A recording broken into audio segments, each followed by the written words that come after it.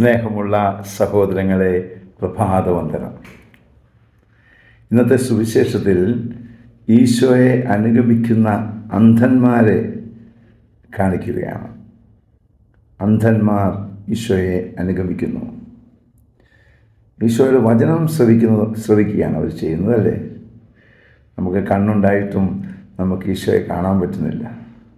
ചെവിയുണ്ടായിട്ടും ഈശോയെ കേൾക്കാൻ പറ്റുന്നില്ല. ഇപ്പോൾ ഈ അന്ധന്മാരെ ഈശോ ചോദിക്കുകയാണ്, ഞാൻ എന്ത് ചെയ്തു തരണമെന്നാണ് നിങ്ങൾ ആഗ്രഹിക്കുന്നത്? അവർ ആഗ്രഹിച്ചു കാഴ്ച വേണം. കാഴ്ച കൊടുത്ത ശേഷം ഈശോ പറഞ്ഞു, ആരോടും പറയരുത്. നമ്മളിലൂടെ എന്തെങ്കിലുമൊക്കെ നടന്നാൽ നമുക്കത് കൊട്ടിഘോഷിക്കാനാണ് ഒരു വലിയ ആഗ്രഹം, അല്ലേ? ഞാനത് ചെയ്തപ്പോൾ, ഞാൻ പ്രാർത്ഥിച്ചപ്പോൾ രോഗം സൗഖ്യപ്പെട്ടു, ഞാൻ പ്രാർത്ഥിച്ചപ്പോൾ ഇന്നയാൾ സുഖപ്പെട്ടു.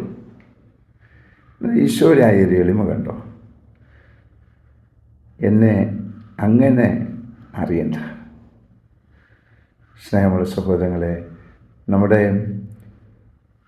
നമ്മൾ പറയാതെ തന്നെ പ്രവൃത്തികൾ കൊണ്ട് നമ്മെ മനസ്സിലാക്കുവാനാണ് ഈശോ ആഗ്രഹിക്കുന്നത്.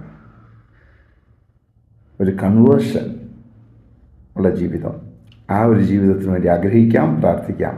പരിശുദ്ധ അമ്മയെ സഹായിക്കണേ. വിശുദ്ധ യോസേപ്പ് പിതാവേ, ഞങ്ങൾക്ക് വേണ്ടി പ്രാർത്ഥിക്കണേ. പരിശുദ്ധാത്മാവേ, എഴുന്നള്ളി വരണേ. പരിശുദ്ധ പരമ ദീപികാരണത്തിന് എന്നേരവും ആരാധനയും സ്തുതിയും പുകഴ്ചയും ഉണ്ടായിരിക്കട്ടെ. ആമേൻ. നമ്മുടെ കർത്താവായ യേശുക്രിസ്തുവിന്റെ കൃപയും പിതാവായ ദൈവത്തിന്റെ സ്നേഹവും പരിശുദ്ധാത്മാവിന്റെ സംസർഗവും സഹവാസവും സ്നേഹവും ശക്തിയും കൃപയും എല്ലാ അനുഗ്രഹങ്ങളും സമൃദ്ധമായി നിങ്ങൾ ഏവരോടും കൂടെ ഉണ്ടായിരിക്കട്ടെ, ഇപ്പോഴും എപ്പോഴും എന്നേക്കും. ആമേൻ.